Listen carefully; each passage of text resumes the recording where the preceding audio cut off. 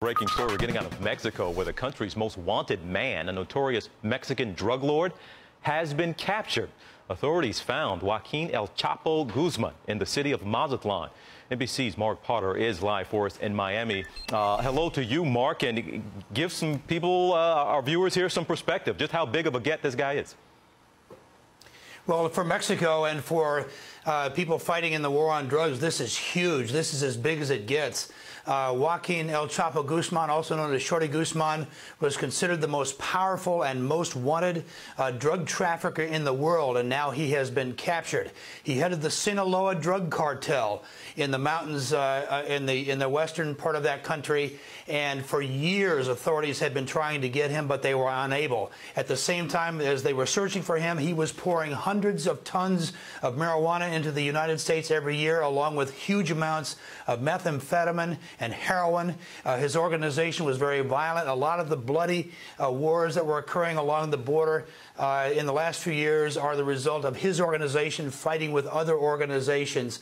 And so he was long sought, and this is a huge victory for the Mexican Marines and for the DEA, who worked in collaboration to bring about this arrest. A senior law enforcement official tells us that this happened last night. This happened overnight in a hotel in Mazatlan, where Guzman was staying with a woman.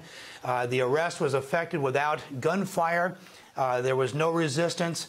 He was taken into custody. And again, this is the result of largely a DEA investigation, a 3 to 4 week investigation, we are told, where they worked together with the Mexican Marines, an organization that they have worked with a number of times to take down large-scale drug traffickers. But this is a huge get. This is like Colombia getting Pablo Escobar. It's like getting Osama bin Laden in the war on terror. Well, as big as it is, he is one man. But can this one man and getting one guy translate into reduced violence on the border?